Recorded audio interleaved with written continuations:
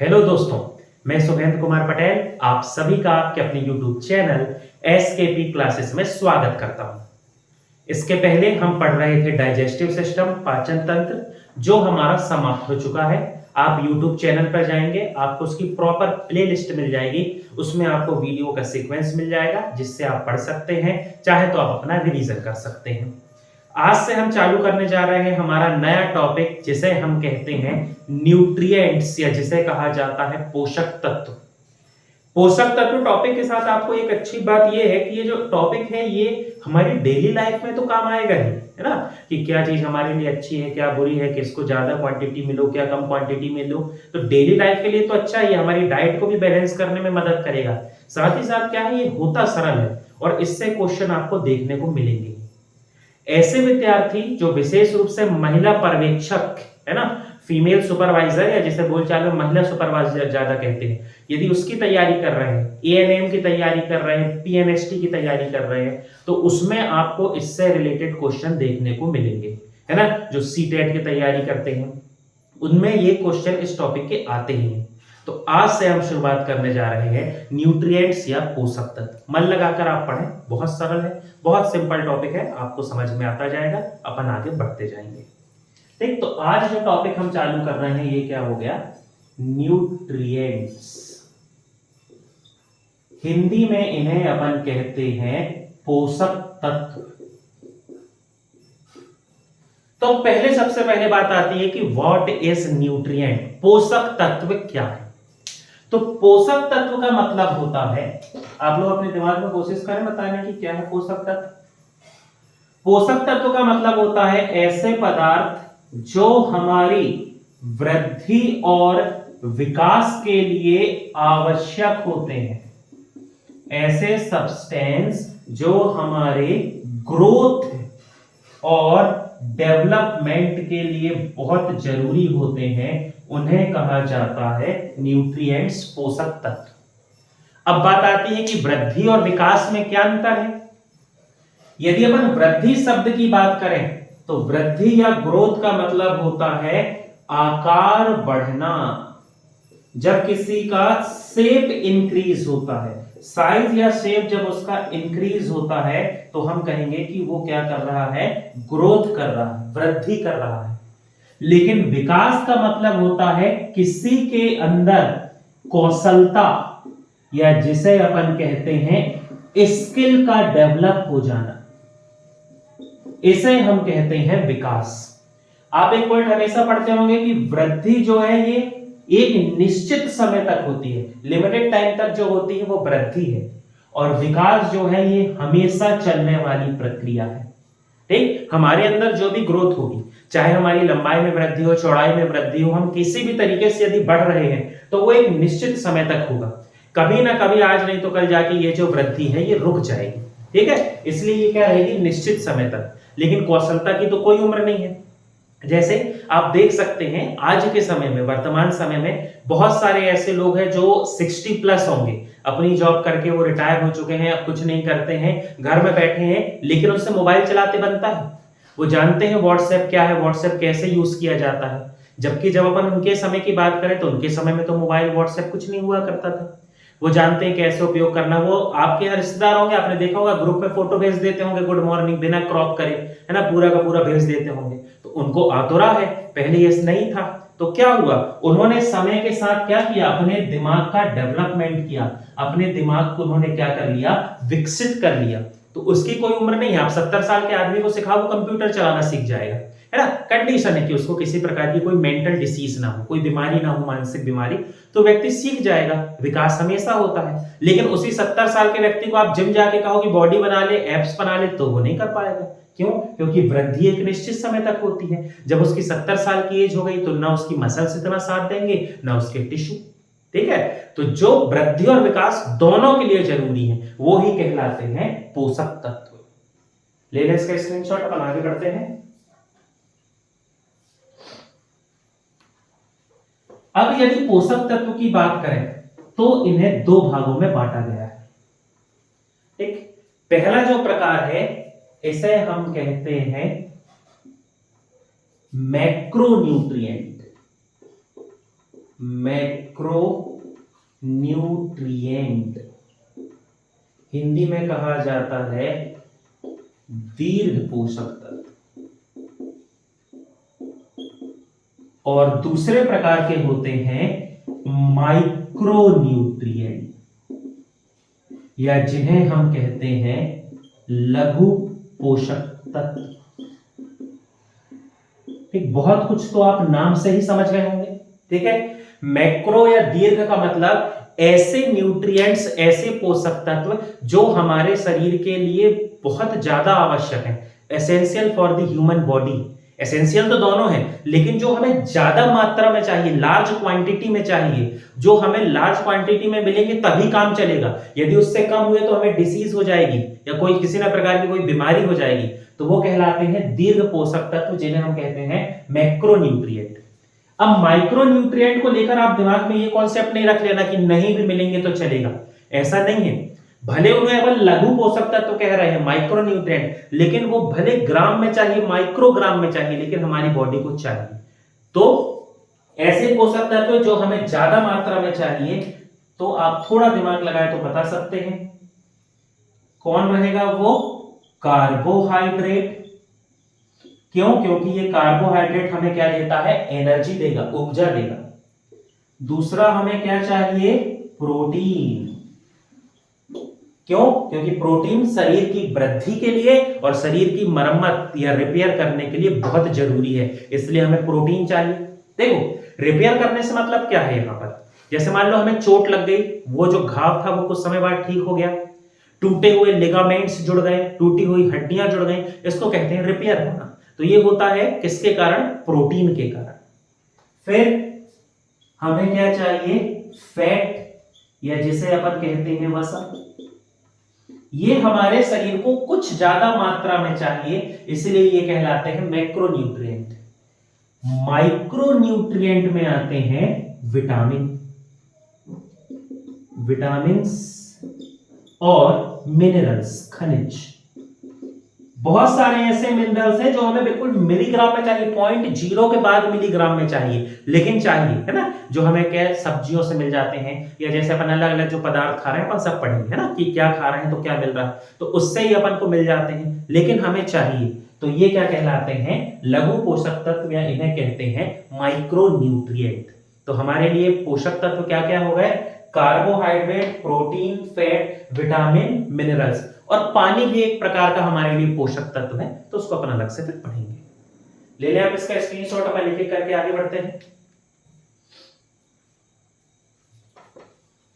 ठीक, अब ये जो पोषक तत्व अपन ने लिखा, इनको अपन पढ़ना चालू करेंगे, लेकिन एक थोड़ा सा इसका पहले सामान्य जानकारी ले लें तो अपने दिमाग में चलता है कि क्या कैसा है, फिर बाकी अपन डिटेल में सब पढ़ेंगे। ठीक, तो हमने कहा कि पोषक तत्व के रूप में, न्यूट्रिएंट्स के रूप में हमें 5 चीजें चाहिए। सबसे पहले हमें चाहिए कार्बोहाइड्रेट। ठीक, फिर हमें क्या चाहिए? प्रोटीन। फिर हमें चाहिए फैट, वसा।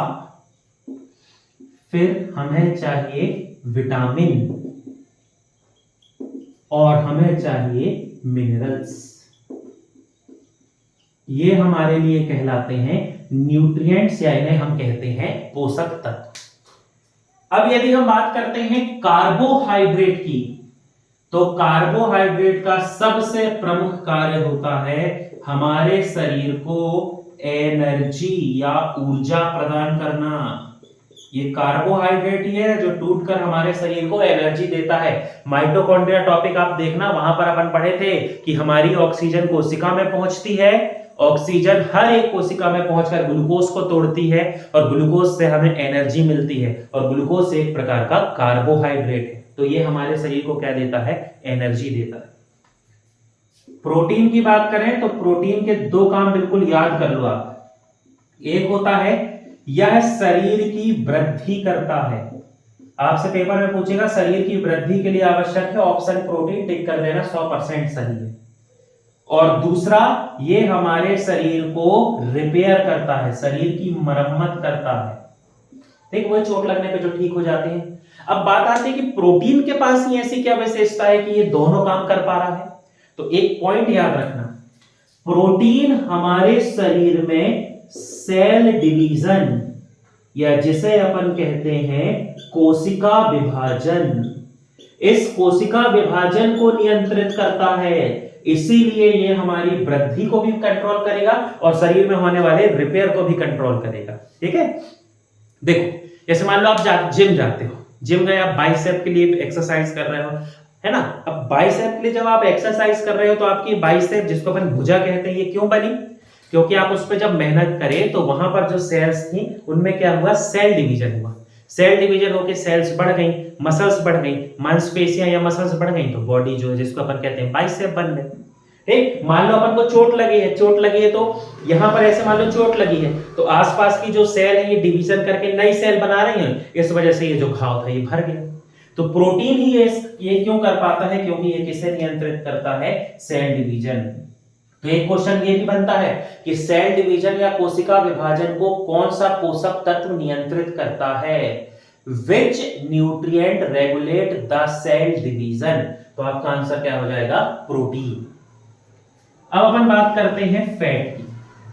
फैट की तो वैसे खैर इमेज काफी खराब है मार्केट में, जो कि ठीक भी है लेकिन काम का भी है, याद रखना।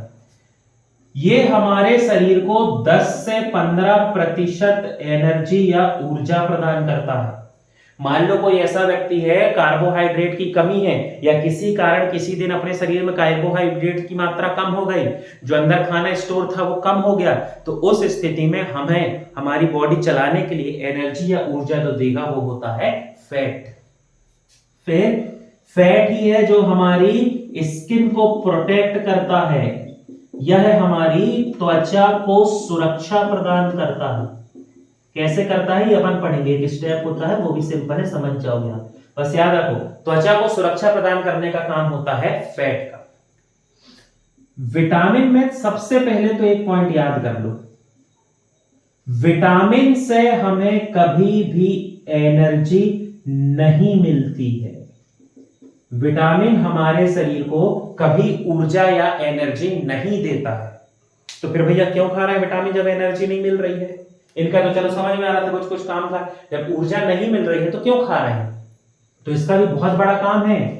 विटामिन ही है जो हमारे इम्यूनिटी सिस्टम या जिसे अपन हिंदी में कहते हैं रोग प्रतिरोधक तंत्र, इम्यूनिटी सिस्टम रोग प्रतिरोधक तंत्र को बनाने में मदद करता है। हमारे शरीर में पाया जाने वाला ऐसा सिस्टम या तंत्र जो बीमारी से लड़ने में मदद करता है उसे हम कहते हैं इम्यूनिटी सिस्टम। जो आपको याद होगा, ब्लड पढ़ रहे थे तो अपन ने पढ़ा था WBC, व्हाइट ब्लड कॉर्पसल, श्वेत रक्त कणिकाएं हमारे इम्यूनिटी सिस्टम को बनाती हैं। तो वो हमारे इम्यूनिटी सिस्टम को बना सके, उसको स्ट्रॉन्ग कर सके, मजबूत कर सके, तो उस काम में मदद करता है, वो होता है विटामिन। मिनरल्स तो अलग अलग होते हैं, हर मिनरल्स के अपने काम हैं, उसको अपन डिटेल में आगे पढ़ते रहेंगे। ठीक, सब अपन विस्तार से पढ़ेंगे। यहां पे स्क्रीनशॉट ले लें, फिर अपन आगे बढ़ते हैं।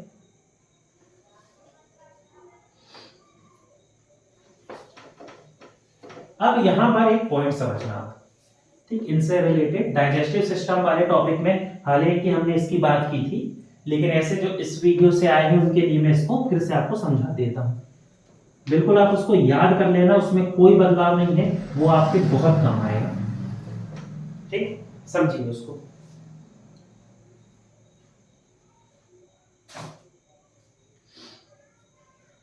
हम न्यूट्रिएंट्स के पोषक तत्व के रूप में क्या क्या ले रहे हैं? तो सबसे पहले हम खा रहे हैं कार्बोहाइड्रेट, फिर हमने भोजन के रूप में लिया प्रोटीन, फिर हमने भोजन के रूप में लिया फैट या जिसे हम कहेंगे वसा। ठीक, फिर हम क्या ले रहे हैं न्यूट्रिएंट्स के रूप में? विटामिन। ठीक, और हम क्या ले रहे हैं? मिनरल्स, खनिज, और हम लेते हैं पानी। पानी तो लगेगा ना, तो नीट तो मारोगे नहीं, पानी तो लगेगा खाने के बाद। ठीक, अब यदि हम बात करें कार्बोहाइड्रेट, प्रोटीन और फैट की, इन तीनों का हमारे बॉडी में होता है डाइजेशन। डाइजेशन वाले टॉपिक में जाके आप इसको पढ़ सकते हैं, लेकिन एक सामान्य जानकारी मैं आपको यहां पर दे रहा हूं। इन तीनों का हमारे शरीर में होता है डाइजेशन, पाचन। कैसे होगा पाचन? किसी भी रूप में हम कार्बोहाइड्रेट को खा लें, चाहे हम स्टार्च खाएं, माल्टोस खाएं, लैक्टोस खाएं, सुक्रोज खाएं, किसी भी रूप में हम कार्बोहाइड्रेट को ग्रहण करते हैं, वो सब आखिरी में बदल जाते हैं ग्लूकोज में। मतलब जटिल अणु सरल अणु में बदल गए, कॉम्प्लेक्स मॉलिक्यूल सिंपल मॉलिक्यूल में बदल गए, और उसी को अपन कहते हैं पाचन। भोजन के रूप में हम कोई भी प्रोटीन ले लें, ये आखिरी में बदल जाता है एमिनो एसिड में। ठीक, पाचन हो गया। हम भोजन के रूप में जो फैट लेते हैं ये बदल जाता है फैटी एसिड में, और कुछ मात्रा में यहां पर बनती है ग्लूकोज। इन तीनों का हमारे शरीर में पाचन होता है, इसीलिए इन तीनों से हमें एनर्जी या ऊर्जा प्राप्त होती है। याद रखना, जिसका पाचन हुआ है सिर्फ और सिर्फ उसी से हमें क्या मिलती है? एनर्जी या ऊर्जा। अब यदि हम बात करते हैं विटामिन, मिनरल्स और वाटर की, तो इन तीनों का हमारी बॉडी में होता है एब्जॉर्प्शन, या जिसे अपन कहते हैं अवशोषण। अब एब्जॉर्प्शन अवशोषण का एक पॉइंट समझ लेना। विटामिन का अवशोषण होता है हमारे स्टमक या आमाशय में, मिनरल्स का एब्जॉर्प्शन होता है हमारी छोटी आंत में, स्मॉल इंटेस्टाइन में, और पानी या वाटर का एब्जॉर्प्शन होता है हमारी लार्ज इंटेस्टाइन, या जिसे हम कहते हैं हमारी बड़ी आंत में। ठीक, अब एक अपवाद है, एक्सेप्शन आपको याद रखना है। यदि आपके क्वेश्चन पेपर में लिखा है विटामिन का एब्जॉर्प्शन या अवशोषण कहां होता है, तो आप आंसर टिक कर दोगे स्टमक, आमाशय, बिल्कुल सही है। लेकिन पेपर में नाम देकर आ जाए कि विटामिन B12, विटामिन B12 का एब्जॉर्प्शन या अवशोषण कहां होता है, तो इस कंडीशन में याद रखना विटामिन B12 का अवशोषण, एब्जॉर्प्शन, ये होता है हमारी छोटी आंत में, स्मॉल इंटेस्टाइन, या जिसे हम कहते हैं छोटी आंत। देखो, कारण तो उसका भी है। विटामिन B12 की यदि अपन बात करें ना, तो इसका रासायनिक नाम होता है साइनोकोबालामाइन, या बोलचाल में साइनोकोबालामीन भी बोल देते हैं। तो यहां पर जो कोबाला शब्द है ना, इस ये रिलेट करता है कोबाल्ट को। कोबाल्ट एक धातु है, समझ रहे? कोबाल्ट एक क्या है? धातु है। मतलब कोबाल्ट एक प्रकार का मिनरल्स हो गया, और मिनरल्स का अवशोषण कहां होता है? छोटी आंत में। विटामिन B12 में भी कोबाल्ट नाम का मिनरल पाया जा रहा है, CO से दर्शाते हैं इसको, इसीलिए इसका एब्जॉर्प्शन भी कहां पर होता है? छोटी आंत में। तो आप ऐसे कॉन्सेप्ट से याद रखो तो कंफ्यूज नहीं होगे। कोबाल्ट है उसमें, मिनरल्स है, मिनरल्स का एब्जॉर्प्शन छोटी आंत में होगा, इसलिए विटामिन B12 का एब्जॉर्प्शन या अवशोषण भी कहां पर होता है? हमारी छोटी आंत में। बाकी और कोई भी विटामिन आ जाए, जैसे विटामिन लिखा रहे, तो हर कंडीशन में आपका आंसर होगा स्टमक, आमाशय। ठीक, स्क्रीनशॉट ले लें, फिर एक एक करके इनको सबको पढ़ना चालू करते हैं।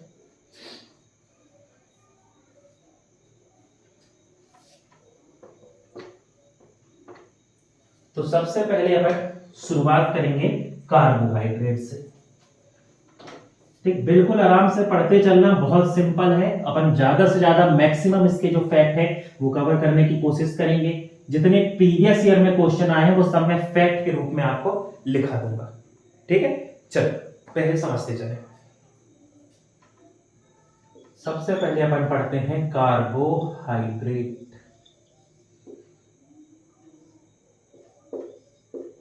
कार्बोहाइड्रेट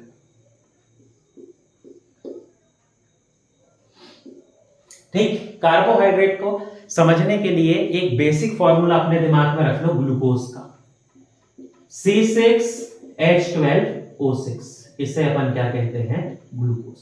हालांकि प्रॉपर्टीज अलग होती हैं, पर एक कॉन्सेप्ट रखो दिमाग में तो चीजें थोड़ा समझना आसान हो जाएगा। तो कार्बोहाइड्रेट, पहला पॉइंट तो याद रखना, यह एक कार्बनिक यौगिक है, ऑर्गेनिक कंपाउंड। आया हुआ क्वेश्चन है, आप प्रीवियस ईयर के क्वेश्चन उठा के देख लें, पूछा गया है कार्बोहाइड्रेट क्या है, तो कार्बोहाइड्रेट एक ऑर्गेनिक कंपाउंड है, कार्बनिक यौगिक। ठीक, जब कार्बन, हाइड्रोजन और ऑक्सीजन ये तीनों 1:2:1 में मिलते हैं, कार्बन हाइड्रोजन ऑक्सीजन 1:2:1 में मिलते हैं, तो ये बनाते हैं कार्बोहाइड्रेट। कैसे? इसलिए मैंने कहा था आप ग्लूकोज को दिमाग में रखो, C6H12O6, 6:6, 6×2=12, 6:6, 3:2:1, कार्बन 1, हाइड्रोजन 2, ऑक्सीजन 1। जब इस अनुपात में ये मिल जाएंगे 1:2:1, तभी वो क्या बनाते हैं, कार्बोहाइड्रेट।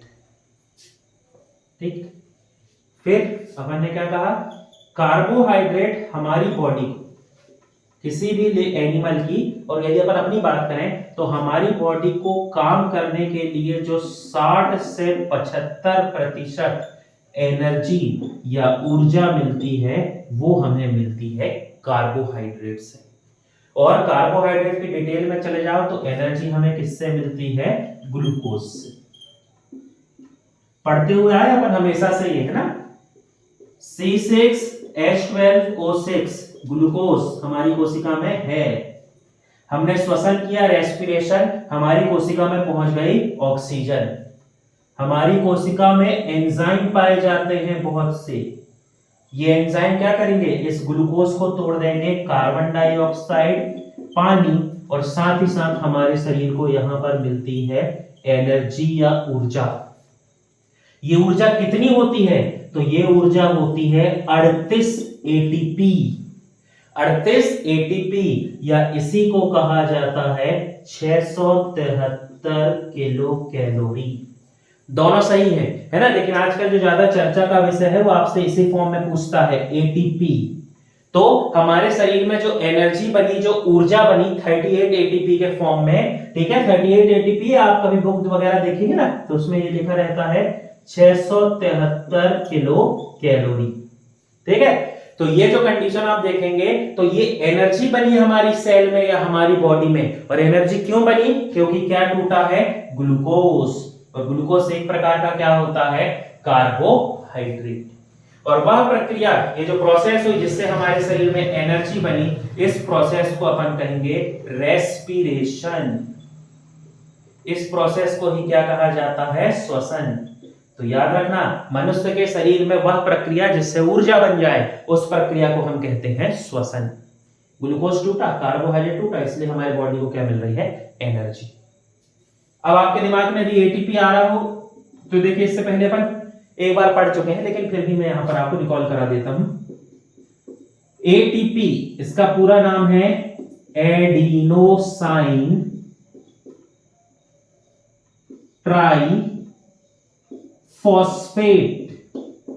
ये एक केमिकल फॉर्मूला है, एक फॉर्म है, जिस फॉर्म में एनर्जी, एक रूप है जिस रूप में एनर्जी हमारे माइटोकॉन्ड्रिया में स्टोर होती है ना। एडिनोसिन एक केमिकल होता है, ट्राइफॉस्फेट उनके बीच बना जो बॉन्ड है उसके कारण नाम है। तो हमारे शरीर में एनर्जी स्टोर हो जाती है और बनती है एटीपी के रूप में।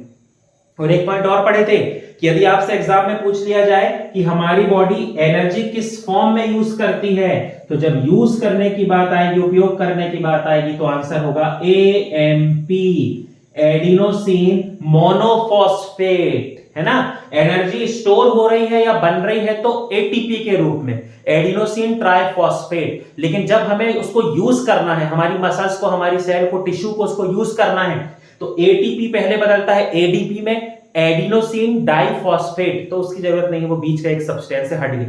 फिर एडीपी बदल जाता है एएमपी में, एडिनोसिन मोनोफॉस्फेट। इसी एएमपी को यूज करती है हमारी बॉडी और हमें मिलती है एनर्जी। ठीक, स्क्रीनशॉट लेके फिर आगे बढ़ते हैं अपन।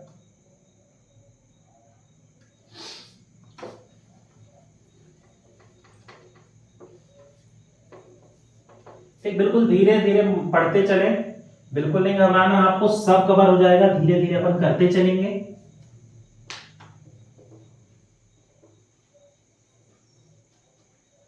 देखो अब यदि बात करें तो 1 ग्राम कार्बोहाइड्रेट से हमारे शरीर को लगभग 4.1 किलो कैलोरी क्या मिलती है, एनर्जी। बहुत अच्छे से इसको, ये नंबर कभी नहीं बदलेगा, फिक्स है, ये नहीं बदलेगा। जो चीज फिक्स रहे उसे याद कर लो, कंफ्यूजन होगा ही नहीं। 1 ग्राम कार्बोहाइड्रेट से कितनी ऊर्जा मिलती है, पेपर में आ जाए तो ऑप्शन हम चाहे 4.2 लिखा रहे, 4.3, 5, 6, घबराना नहीं है, एक ही आपका सही आंसर होगा। 4.1 किलो कैलोरी हमें क्या मिलती है, एनर्जी। फिर ये जो कार्बोहाइड्रेट है ये पेड़ पौधे भी बनाते हैं, और पेड़ पौधे कैसे बनाते हैं, तो पेड़ पौधों में एक प्रोसेस होती है जिसे अपन कहते हैं फोटोसिंथेसिस। सभी ने इसका नाम सुना होगा, इसे अपन क्या कहते हैं, प्रकाश संश्लेषण। पेड़ पौधों में होने वाली वह प्रक्रिया जिससे पेड़ पौधे सूर्य प्रकाश की उपस्थिति में स्वयं के लिए भोजन का निर्माण करते हैं, उस प्रक्रिया को हम कहते हैं प्रकाश संश्लेषण, है ना। इस काम के लिए पेड़ पौधों को क्या चाहिए, कार्बन डाइऑक्साइड एनवायरमेंट से, पत्ती की मदद से वो ले लेंगे, एटमॉस्फेयर से, वायुमंडल से। फिर पेड़ पौधों को चाहिए पानी, तो मिट्टी से, जड़ की मदद से वो ले लेंगे पानी। पत्तियों की, जो पत्तियां हैं पेड़ पौधों की, उसकी एक विशेषता है, उसमें क्या पाया जाता है, क्लोरोफिल, उसमें क्या रहता है, पर्णहरित। फिर क्या चाहिए, सूर्य प्रकाश, सनलाइट।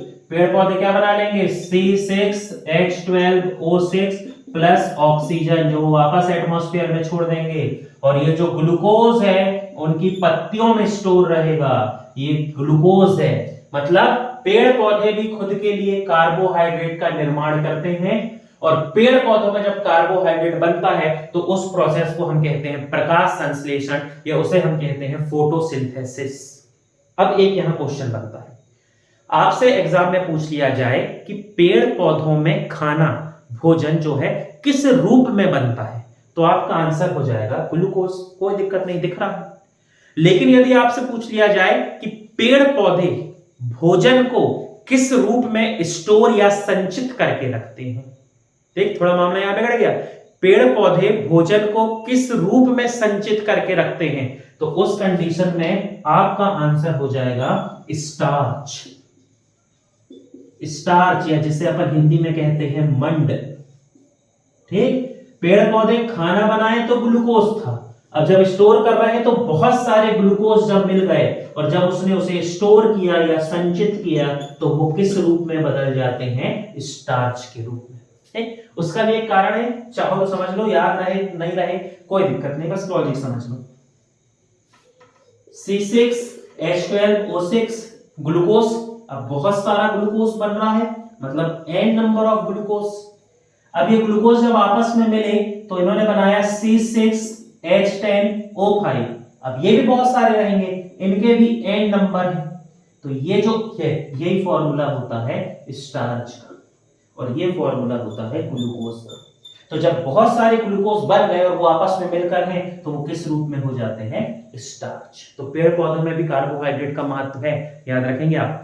ठीक है, बाकी उनके साथ भी वही रहता है कि वो एनर्जी बना रहे हैं, किस फॉर्म में बना रहे हैं, तो ये सब ग्लूकोज की मदद से बना रहे हैं, सब उनके साथ भी वैसे जैसे अपने हो रहा है ना। चलिए अब बढ़ते हैं अपन आगे।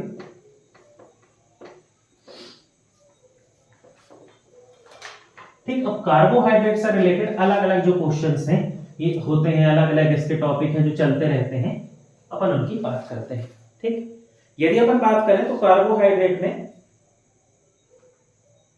ऐसा कोई और बहुत ज्यादा सच इसमें इंट्रोडक्शन में पॉइंट नहीं है।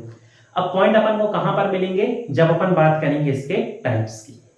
ठीक, तो मैं पहले एक फ्लो चार्ट बना रहा हूं, पढ़ेंगे उनको भी अपन डिटेल में, पर एक मैं नॉर्मल पहले आपको फ्लो चार्ट बना देता हूं।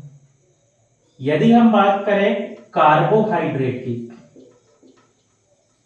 तो on the basis of structure संरचना के आधार पर कार्बोहाइड्रेट को 3 भागों में बांटा गया है। पहला कहलाता है मोनोसैकेराइड।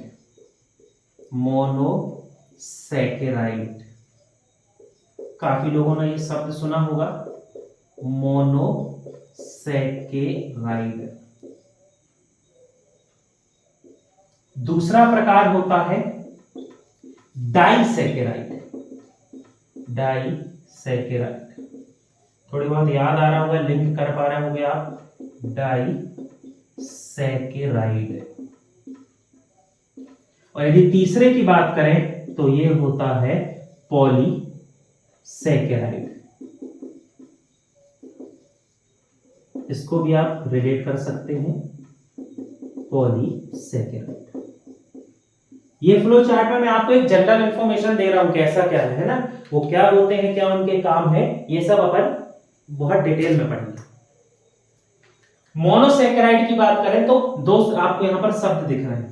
एक है मोनो का जो मतलब है ये होता है सिंगल, या इसे अपन कहेंगे वन। ठीक। सैकेराइड भी ग्रीक टर्म है, सैकेराइड, जिसका मतलब होता है सुगर, या जिसे हम कहते हैं शर्करा। तो ऐसा जिसमें सिर्फ एक सुगर है, मतलब एक बहुत सिंपल फॉर्म है, सबसे सरलतम उसका रूप है, तो वो क्या कहलाएगा, मोनोसैकेराइड। और ये जो मोनोसैकेराइड्स होंगे इन सभी का फॉर्मूला होगा C6H12O6।